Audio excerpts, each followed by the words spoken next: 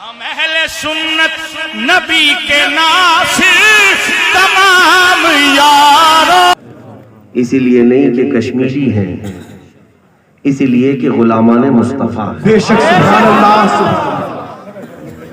وَأَعُوذُ بِاللَّهِ مِنَ الشَّيْطَانِ الرَّجِيمِ بسم اللہ الرحمن الرحیم من يطع الرسول فقد اطاع اللہ ومن تولى فما ارسلناك عليهم حفيظا صدق الله مولانا العظيم وبلغنا رسوله النبي الامين المتين المختار الكريم ونحن على ذلك من الشاهدين والشاكرين والحمد لله رب العالمين۔ بارگاہ رسالت و آپ صلی اللہ تعالی علیہ وسلم میں درود پاک کا ہدیہ پیش کریں۔ اللہم صلی علی سیدنا و مولانا محمد معدن الجود والکرم وآلہ وآصحابہ الکرام وابنہ الکریم وبارک وسلم صلاة دائمة سرمدا ابدا۔ عزیزان گرامی وقار، بڑی خوشی اور مسرت مجھے حاصل ہے کہ آج پہلی مرتبہ جموں اور کشمیر کے اس علاقے میں ہم نے آپ کے ساتھ شرف ملاقات حاصل کیا ہے۔ اللہ تبارک و تعالیٰ آپ کو ہمیشہ خوشحال اور سلامتی کے ساتھ رکھے۔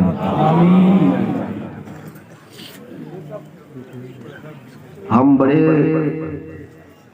دور سے اگرچہ سفر کر کے آئے ہیں، لیکن بچپن سے آپ کا درد سینے میں رکھتے بھی ہیں۔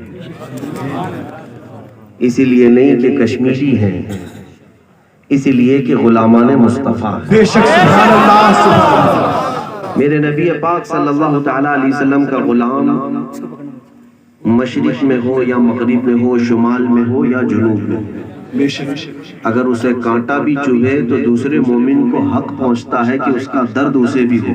بے شک بے شک سبحان اللہ۔ نبی پاک صلی اللہ تعالی علیہ وسلم نے یہی ارشاد فرمایا، مثل المؤمن کمثل جسد اذا اشتكى عضو تداعى له سائر الجسد بالسهر والحمى۔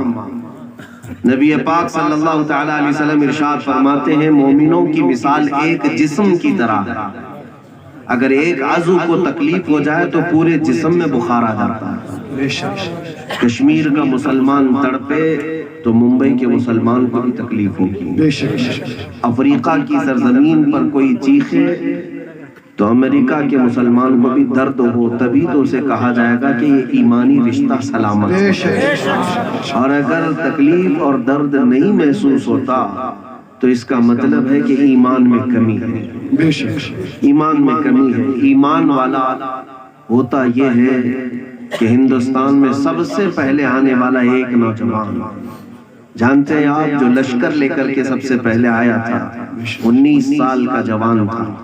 کس بات پر آیا تھا جانتے ہیں؟ سندھ کے ایک راجہ نے چند مسلمان عورتوں کو قیدی بنا لیا جو حج پہ جا رہی تھی۔ بے شک اس کے گنڈوں نے ان کے ساتھ لوٹ مار کیا، عزت پہ حملہ کیا۔ ان عورتوں نے آواز میں اتنا کہا تھا، کوئی ہمارا عرب بھائی ہے جو ہماری عزت کی حفاظت کرے۔ کوئی تجارت کرنے والے اس وقت عرب کے لوگ آئے تھے، واپس جا کر وقت کے گورنر کے پاس وہ حالات سنا رہے تھے کہ سندھ کے راجہ نے بڑا ظلم مچا رکھا ہے۔ تو اس گورنر کا بھتیجا 19 سال کا نوجوان سامنے سے گزر رہا تھا، اس نے حالات سنے، سندھ میں کیا ایسی ظلم اور بربریت ہوتی ہے؟ تو اس نے پوچھا، یہ سندھ کتنی دور ہے عرب سے؟ اس زمانے میں بتایا گیا تقریباً یہ 4000 کلومیٹر کا فاصلہ ہے۔ لیکن اس 19 سالہ جوان نے وہیں کھڑے ہو کر کہا، لبیک یا اختی، اے میری بہن، میں تیری مدد کے لیے آتا ہوں۔ سبحان اللہ۔ عرب کی سرزمین سے اس نوجوان نے پکارا اور 10,000 کا لشکر لے کر سب سے پہلے جو سندھ کے علاقے میں آیا، وہ چند عورتوں کی عزت بچانے کے لیے آیا تھا۔ اس کا نام تاریخ میں محمد بن قاسم۔ سبحان اللہ۔ میرے عزیزو، یہ ہے ایمان کی دولت کہ اگر ہند میں کوئی آواز اٹھائے تو عرب پریشان ہو. یہ آج کے عربوں کو دیکھ کر کے مت سمجھنا کہ حقیقی عرب ہے، یہ تو یہودیوں کے پٹو ہیں، بے شک بے شک بے یہودیوں کے شک. غلام. نام سعود ہے تو کیا ہوا، اصل یہود ہے. میرے عزیزو، جن کو نہ فلسطین کا درد ہے، نہ شام کا درد ہے، نہ یمن کا درد ہے، انہیں تکلیف ہے تو پھر اسرائیل کے بچوں کی تکلیف ہے. بے شک. یہ ایمان کی علامت نہیں ہے. مومنین پوری دنیا میں تڑپ رہے ہیں. عراق جا کر کے دیکھو، جنازے اٹھانے والے لوگ موجود نہیں ہیں. میرے عزیزو، آپ سے بھی میں یہی کہنا چاہوں گا، میں نے گفتگو شروع ہی اسی بات سے کی ہے، ایمان کا تقاضا یہ ہے کہ دوسرے مومن کا درد اپنے سینے میں رکھے، ورنہ مطلبی انسان مومن نہیں ہے. سیلفش آدمی جو صرف اپنی دیکھے اور اپنا گھر سیف رکھے، اس کا ایمان نہیں ہے. ایمان تو یہ ہے، میرے آقا صلی اللہ تعالیٰ علیہ وسلم نے ارشاد فرمایا، اگر تم پیٹ بھر کر کھا کر سو رہے ہو اور تمہارا پڑوسی بھوکا رہا تو تم کامل مومن نہیں ہو سکتے. بے شک. حضور صلی اللہ تعالیٰ علیہ وسلم نے فرمایا، تمہارا پڑوسی اگر بھوکا سویا اور تم پیٹ بھر کر کھا کر سو گئے تو ایمان تمہارا مکمل نہیں ہے. یہاں تک کہ رسول کریم صلی اللہ تعالیٰ علیہ وسلم نے یہ بھی ارشاد فرمایا، اگر کبھی تمہارے گھر گوشت کا سالن بن رہا ہو تو تھوڑا پانی زیادہ ڈال لو، سالن بڑھ جائے. اس لیے نہیں کہ تم شوربہ کھاؤ، بلکہ حضور نے فرمایا اس لیے کہ تاکہ تمہارا پڑوسی بھی تمہارے سالن میں کچھ کھا سکے. بے شک بے شک بے شک. سبحان اللہ. یہ ایمان کی علامت ہے میرے عزیزوں. دوسروں کا درد اپنے سینے میں رکھنا یہ ایمان کی علامت ہے. بے شک. اور نبی پاک صلی اللہ تعالیٰ علیہ وسلم نے اپنے اخلاق حسنہ سے ہمیں یہی سکھایا بھی ہے. حضور صلی اللہ تعالیٰ علیہ وسلم اپنی آرام کی خاطر کبھی اللہ کی بارگاہ میں نہیں روئے. طائف میں پتھر کھا کر اپنے زخموں کے لیے کبھی نہیں روئے. لیکن حضور پاک کے آنکھوں سے اگر آنسو نکلے ہیں تو اس غریب امت کے لیے نکلے، بے شک. سبحان اللہ. اس غریب امت کے لیے. جب حضور پاک صلی اللہ تعالیٰ علیہ وسلم کی روح قبض کرنے کے لیے فرشتہ آیا، ملک الموت، نزع کا وقت ہوتا ہے، جانتے ہیں سکرات کا وقت کتنا سخت ہوتا ہے. یہ وقت وہ ہوتا ہے کہ باپ بیٹے کو نہیں پہچانتا، بھائی بھائی کو نہیں پہچانتا. لیکن رسول پاک صلی اللہ تعالیٰ علیہ وسلم نے اس حالت میں بھی ملک الموت سے یہ پوچھا، یہ سکرات اور یہ نزع کی جو تکلیف ہے بہت سخت ہوتی ہے، اے اسرائیل کیا ایسی تکلیف میری امت کو بھی دی جائے گی؟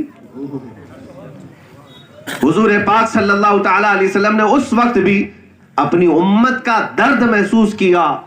اسی لیے ہم کہتے ہیں میرے عزیزوں، اس بھری کائنات میں ہمارے درد کو اور ہمارے غموں کو سمجھنے والا اگر کوئی ہے تو صرف مکین گنبد خضرا. بے شک بے شک. سبحان اللہ. اسی لیے تم کیوں اس کی جے وجے میں پڑے رہتے ہو؟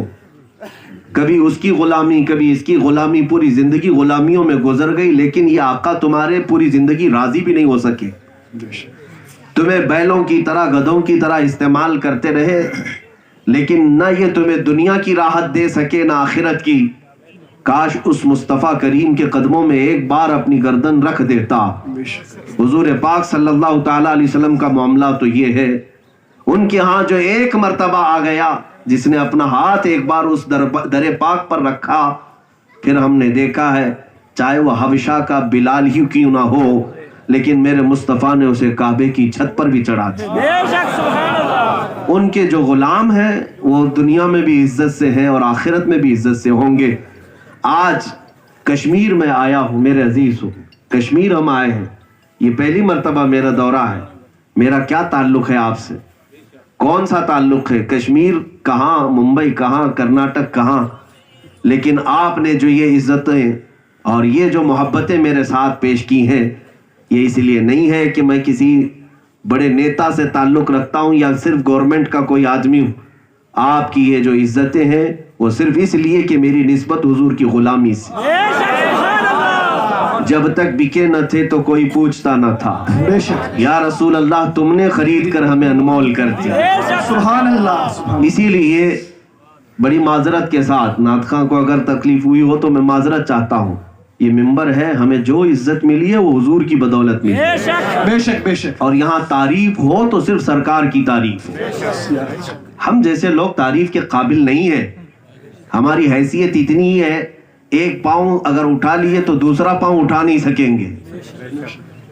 ایک پاؤں پر اگر کھڑے ہو گئے، اگر کسی نے کہہ دیا دوسرا بھی اٹھاؤ تو سر کے بل گر جائیں گے. ہماری حیثیت اتنی ہے، ہم تعریف کے قابل نہیں ہیں. ہماری جو کچھ بھی تعریف ہے وہ غلامی مصطفیٰ کی وجہ سے. اسی لیے ارے میرے عزیز نعت خوانوں سے بھی میں کہتا ہوں، چھوڑو یہ سب حالات. کیا حضور کے اوصاف کم ہیں تعریف کرنے کے لیے؟ نبی پاک صلی اللہ تعالیٰ علیہ وسلم کے اخلاق کم ہیں تعریف کرنے کے لیے؟ ایسے لاکھ اسٹیج بھی میرے حضور کا ایک چہرہ بھی نہیں پیش کر پائے. اگر تعریف حضور کی ہی کرتے رہ گئے، پوری زندگی تمہاری تمام ہو جائے گی، اخیر میں تمہیں کہنا پڑے گا لیکن رضا نے ختم سخن اس پہ کر دیا. خالق کا بندہ خلق کا آقا کہوں تجھے. اسی لیے بات کریں تو سرکار کی بات کریں. دیکھیں بڑے بڑے علماء آئے، بڑے بڑے مفسرین آئے، لیکن انہوں نے دنیا میں اس کی مدح سرائی میں وقت نہیں ضائع کیا. انہوں نے اٹھایا ہے قلم تو یوں ہی کہا ہے، مکھ چند بدر شاشانی ہے، ماتھے چمکے لٹھ نورانی ہے، کالی زلف تے آنکھ مستانی ہے، مخمور آنکھیں ہن مد بھریاں. یہ حضور ہی کی تو تعریف ہے.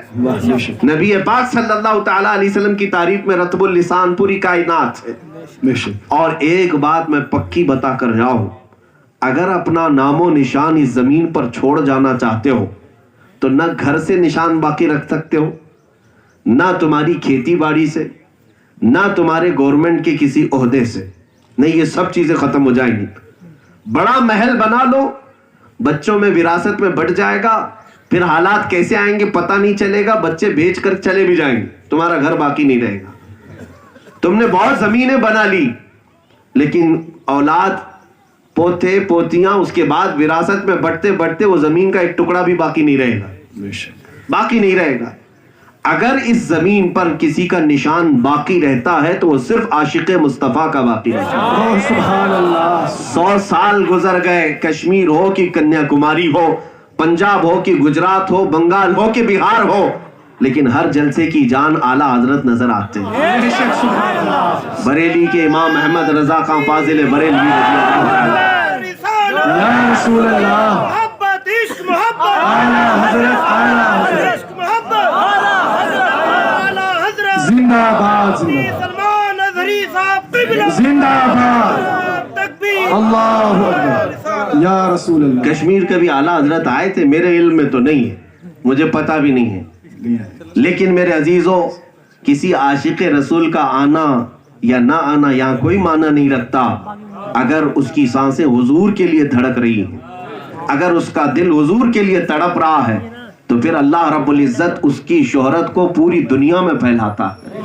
ہم نے یہاں نہیں، مصر کی سرزمین پر عربوں کو دیکھا ہے ہم نے. جب محفل میلاد ختم ہوتی، وہ خالص عربی لوگ ہیں. کسی مجلس میں ہم پہنچتے، مجلس ختم ہونے کے بعد ہمارے خود اساتذہ جو مصر کے ہیں وہ کہتے تم ہندی ہو، ہندوستانی ہو؟ کہتے ہاں ہندوستانی. کہتے وہ والی چیز پڑھو، مصطفیٰ جان رحمت پہ لاکھوں. ہم پڑھ بھی دیتے، اخیر میں ہم سب پوچھتے کیا آپ کو یہ کچھ سمجھ میں آتی ہے؟ اردو کے اشعار ہیں، کچھ سمجھ آتی ہے؟ وہ کہتے سمجھ تو نہیں آتی لیکن ایک عاشق کی زبان ہے. سبحان اللہ. ایک عاشق کی زبان ہے. میرے عزیزو، یہ ہوتی ہے عشق مصطفیٰ کی دولت. عشق مصطفیٰ کی دولت وہ ہر دل میں گھر کر جاتی، ہر دل میں گھر کر جاتی. پہلے میں سوچتا تھا پڑھائی کے زمانے میں کہ صحابہ کرام مدینے سے نکلے، افریقہ گئے، اسپین گئے، یورپ گئے، زبانیں الگ. افریقہ والے تو ایسے لوگ تھے کپڑے پہننا بھی نہیں جانتے، لیکن صحابہ نے انہیں اسلام کیسے دیا، انہیں حضور پاک صلی اللہ تعالیٰ علیہ وسلم کا غلام کیسے بنایا، وہاں اسلام کی تشہیر کیسے ہوئی، سوچنے میں نہیں آتا. وہ عربی لوگ ہیں خالص، اور یہ افریقہ کے لوگ، زبان کا زمین آسمان کا فرق، کچھ نہیں سمجھ میں آتا. لیکن پھر بھی دولت اسلام سے مشرف آج افریقہ کا ہر خطہ نظر آتا ہے، امریکہ بھی. یہ صحابہ اکرام جب جاتے تھے تو کیا چیز، ان کے پاس ٹرانسلیٹر کون ہوتا تھا؟ کون ٹرانسلیٹر ہوتا تھا جو ان کی زبان کو ترجمانی کر کے سامنے والوں کو اسلام بتاتا تھا؟ کچھ نہیں.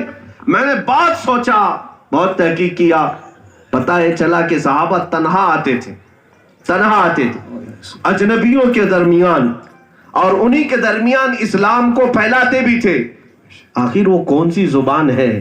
میرے عزیزوں، بڑی تحقیق کے بعد پتہ چلا نبی پاک صلی اللہ تعالی علیہ وسلم کی محبت میں وہ تاثیر ہے کہ اگر ان کا غلام پتھر سے بھی کہہ دے تو وہ مسلمان ہو۔ نعرہ تکبیر، دونوں ہاتھوں کو بلند کر کے نعرہ تکبیر، نعرہ رسالت، نعرہ رسالت، عشق و محبت، عشق و محبت، عشق و محبت، عشق و محبت، تاجدار ختم نبوت، تاجدار ختم نبوت۔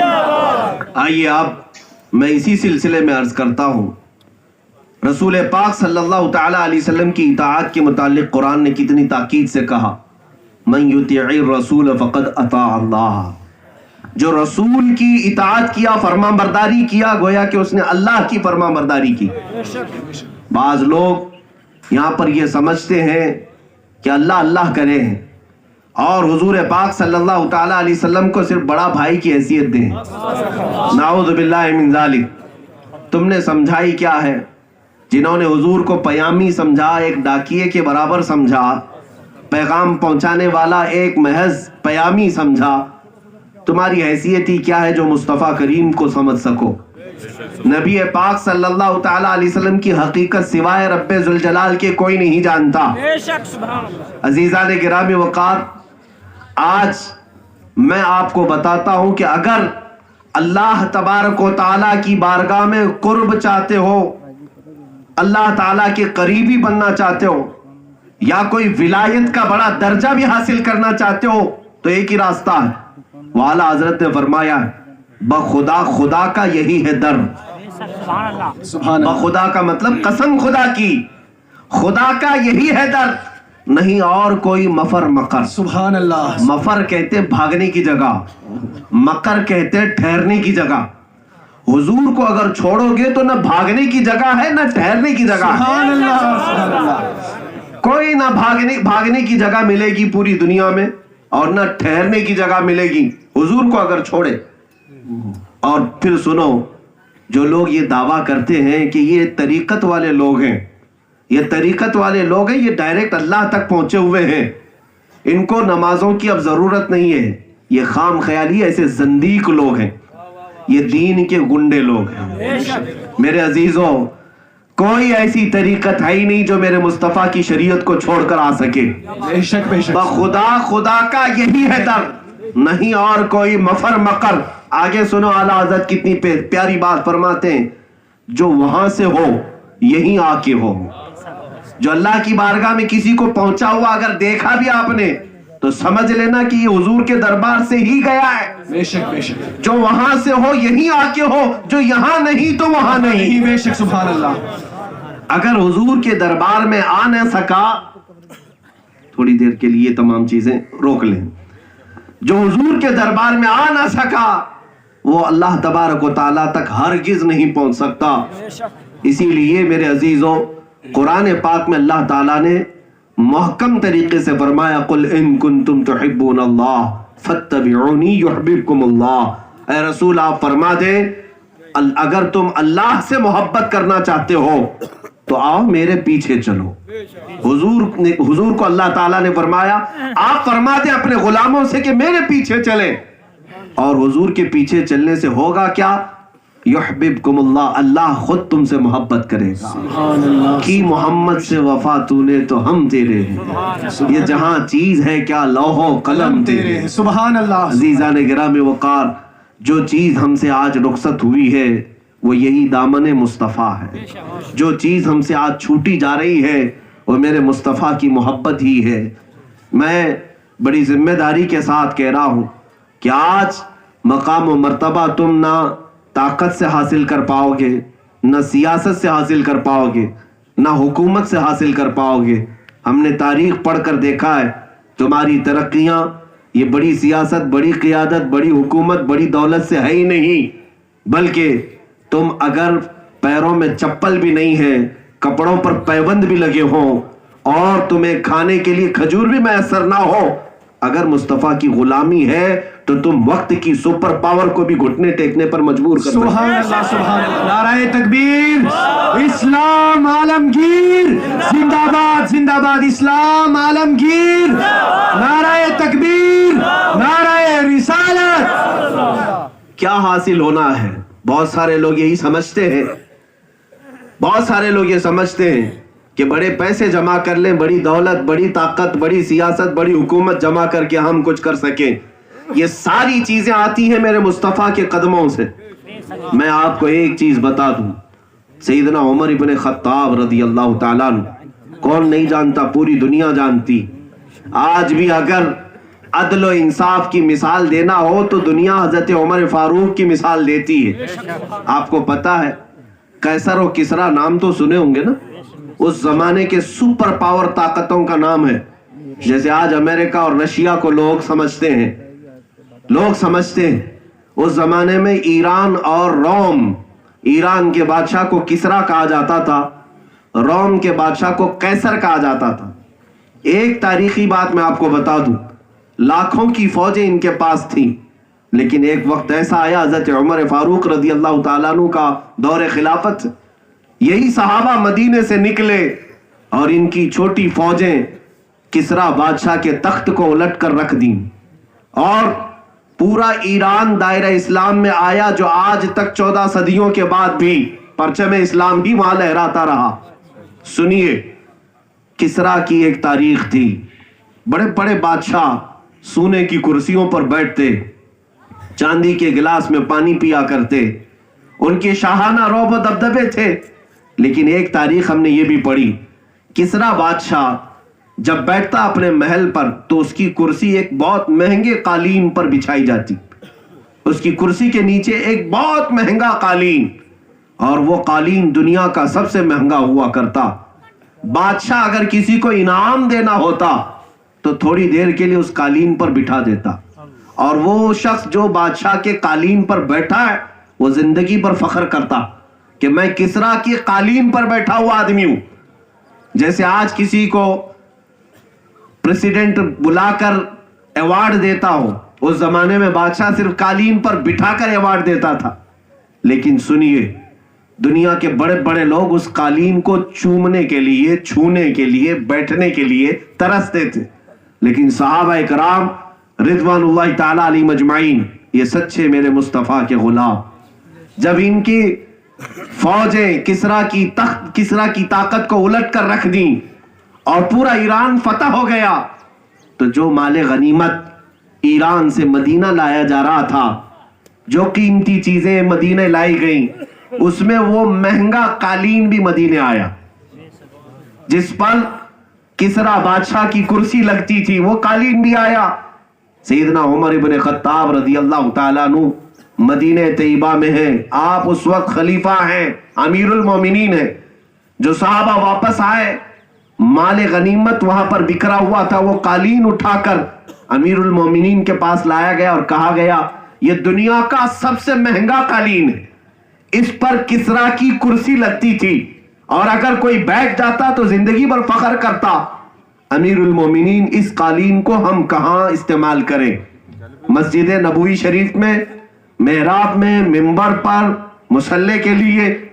عمر ابن خطاب رضی اللہ تعالیٰ عنہ نے فرمایا اس کے ٹکڑے نکالو اور مسجد کے دروازے کے باہر بچھاؤ، ہر آنے والا اپنا پیر پوچھ کر اندر آئے. سبحان اللہ. جو مسجد نبوی میں آئے، غلامان مصطفیٰ، وہ اپنے پیروں کی دھول اس پر صاف کر کے اندر آئے. یہ بتانا مقصود ہے، جس پر پوری دنیا بیٹھ کر فخر کرتی ہے، وہ تو میرے محمد عربی کے غلاموں کی دھول کے برابر بھی. سبحان اللہ، بے شک سبحان اللہ. اگر تم نے حضور کی غلامی کی تو بڑی بڑی طاقتیں مولا تمہارے قدموں کے نیچے رکھتا ہے. بڑی بڑی طاقتیں، بڑی بڑی کرسیاں جسے میرے مصطفیٰ کے غلاموں نے رون دیا ہے. آج اگر حالات بدلے ہیں تو ظاہر سی بات ہے کہ ایک اچھا خاصا آدمی، میں آپ کو بتاتا ہوں، چلتا پھرتا تھا، صبح شام آپ دیکھتے تھے، اچانک ہاتھ بھی نہیں اٹھ رہا ہے، پیر بھی نہیں اٹھ رہا ہے، تو آپ کو کیا لگے گا؟ اس کو لکوا ہو گیا، اس کو فالج ہو گیا. یہ تو چلتا پھرتا آدمی تھا. बाजार खुद जाता था, गाड़ी खुद चलाता था, खुद आता था, पूरे घर की देखभाल करता था। अब हाथ भी नहीं उठा पा रहा है, पैर भी नहीं उठा पा रहा है, इसका मतलब है लकवा हुआ है, फालिज हुआ है। ये तो सही बात है। इसी तरह मेरे अजीजों, तारीख जब हम पढ़ते हैं, ये वही गुलामान मुस्तफा है कि जिस तरफ रुख कर दिया तूफानों ने भी अपना रुख मोड़ लिया। अगर समंदर को कह दिया तो समंदर फट गया, रास्ता दे दिया। तुम्हारी तारीख तो यही है ना, टल न सकते थे अगर जंग में अड़ जाते थे, पांव शेरों के भी मैदान से उखड़ जाते थे, हक से सरकश हुआ कोई तो बिगड़ जाते थे। अरे तेग क्या चीज है, हम तोप से भी लड़ जाते थे। सुभान अल्लाह बेशक। ये रसूल पाक के गुलामों की तारीख है कि ये जिस मैदान में अड़ जाते थे, बड़े बड़ों के पैर उखड़ जाते थे। लेकिन आज हो क्या गया है, आज हो क्या गया है, करोड़ों की तादाद में है। तो फिर हमने वही मिसाल जो दी, देखने वाला यही समझेगा कि इसको लकवा मार गया है, इसको फालिज हो गया है। पहले अच्छा खासा था, चलता फिरता था, सब करता था, अब कुछ नहीं कर सकता, बेबस है। तो लकवा किस चीज का है, लकवा फालिज किस चीज का आया है? ज्यादा तौर पर ठंडियों में खून की गर्दिश का दौरान कम होने की वजह से लकवा और फालिज का असर होता है। अजीजान गिरामी वकार, मैंने महसूस किया यही मोहब्बत मुस्तफ़ा की जो गर्दिश थी हमारे अंदर, जो खून की गर्मी और दौरान था, वो मुंजमिद होने लगा या ठहरने लगा, तो फिर ये लकवा आ गया, ये फालिज मार गया। क्या अब ना इसके हाथ उठते ना पैर उठते हैं, बल्कि हर कोई इस पर हाथ उठाता है, हर कोई इस पर पैर उठाता है, हर कोई इसके साथ गेंद की तरह खेलता है। मैं सिर्फ और सिर्फ यही चाहता हूं, बहुत ताकतें ना जमा करो सही, लेकिन कम अज कम अल्लाह ताला ने जो एक दिल तुम्हें दिया है वो मेरे मुस्तफा को दे दो, वो नबी पाक को दे दो। इसीलिए बरेली के इमाम ने बहुत पहले तुम्हें समझाया था, फिर के गली गली तबाह, ठोकरें सबकी खाई क्यों, दिल को जो अक्ल दे खुदा तेरी गली से जाए। बेशक सुभान अल्लाह सुभान अल्लाह। आज ले उनकी पनाह, आज मदद मांग उनसे, कल न मानेंगे कयामत में अगर मान गया। हजरत सफीना रजी अल्लाह ताला अन्हु एक सहाबी हैं, वो कहते हैं जंगल में मैं रास्ता भटक गया, जंगल में रास्ता भटक गया, मुझे मदीने का रास्ता नहीं मिल रहा था, और अचानक मैंने देखा एक शेर के दहाड़ने की आवाज आई, और शेर दहाड़ता दहाड़ता मेरे करीब आ गया। वो दरिंदा मुंह फाड़ा हुआ आ रहा था। शेर को देखने के बाद किसकी हालत गैर नहीं होगी, जो बिल्कुल तन्हा हो जंग में, और एक दरिंदा सामने आ गया मुंह फाड़ते हुए। हजरत सफीना के पास अब इलाज क्या था, कौन सा इलाज था? आप उस मैदान में जमे रहे और पुकार करके कहा, या अबल हारिस अना मौला रसूलुल्लाह सल्लल्लाहु अलैहि वसल्लम, ऐ फाड़ खाने वाले दरिंदे, तू जानता है मैं रसूलुल्लाह का गुलाम। सुभान अल्लाह सुभान अल्लाह। और तारीख में है, रिवायत बताती है, वो शेर जो मुंह फाड़े हुआ आ रहा था, वो हज़रत सफीना के कदमों के पास आया और उनके तलवे छाटने लगे। वफादार कुत्ते की तरह दुम हिलाता हुआ उनको खुद जंगल से बाहर उनके शहर तक का रास्ता भी दिखा गया। अल्लाह, ये थी तारीख मेरे अजीजों, मेरे मुस्तफ़ा करीम के सच्चे गुलामों की, नबी पाक सल्लल्लाहु तआला अलैहि वसल्लम की मोहब्बत। और मैंने एक चीज ये भी पढ़ी, दुनिया तो दुनिया है, दुनिया तो दुनिया। सैयदना उमर फारूक रजी अल्लाह ताला अन्हु का यकीन तो देखें, जब आपके सीने में हुजूर की मोहब्बत कमाल की आ जाए, आप बेखौफ हो जाएंगे, हर ताकत से बेखौफ, हर ताकत से बेखौफ। मैं ये नहीं कहता कि मैं बड़े मकाम पर पहुंच गया, लेकिन मुझे मेरे रसूल पाक की जात पर यकीन है कि अगर उनकी सीरत बयान करता हूं, उनकी तारीफ करता हूं, तो कुछ तो मेरे आका लाज रखेंगे, इतना यकीन है। बल्कि पिछले एक महीने से लोग हमसे यही कह रहे हैं, आप कश्मीर जा रहे हैं, आप जम्मू जा रहे हैं, कश्मीर जा रहे हैं, वहां हालात ऐसे, और आपके मुतालिक कैसे, वहां क्या हो गया? अजीजा ने गिरामी वकार, डर और खौफ की किस मंजिल में तुम जी रहे हो? हम नबी पाक सल्लल्लाहु तआला अलैहि वसल्लम के गुलाम हैं। अगर अल्लाह के नबी पाक सल्लल्लाहु तआला अलैहि वसल्लम की मोहब्बत की बात आई, कश्मीर क्या है, जम्मू क्या है, हम आग के दरिया में भी पैरना जानते हैं। सुभान अल्लाह। बेशक बेशक। तैरना नहीं, पैरना। तैरना अलग होता है, पैरना अलग होता है। हाँ, तैरना कहते हैं हाथ पैर से, और पैरना कहते हैं सर डुबा कर जाना। रसूल पाक सल्लल्लाहु ताला अलैहि वसल्लम की मोहब्बत की बात है। मैं जो बात अर्ज कर रहा था, हजरत उमर इब्न खत्ताब रजी अल्लाह ताला अन्हु का यकीन देखिए, वो यकीन आपके अंदर आ सकता है अगर हुजूर से आप बेपनाह मोहब्बत करते हैं, उठते बैठते हुजूर को याद करते हैं और अपने अखलाक में हुजूर को अपना आइडियल मानते हैं, रोल मॉडल किसी और को नहीं मेरे आका को मानते हैं। दुनिया चाहे जो ताना दे, मेरा चेहरा होगा तो रसूल की इक्तिदा में, मेरा लिबास हो तो हुजूर की इक्तिदा में। मैं वो चीज नहीं बनना चाहता जिसको 4 लोग देखकर खुश हो, मैं वो बनना चाहता हूं जिसे देखकर मदीने वाला खुश हो। तो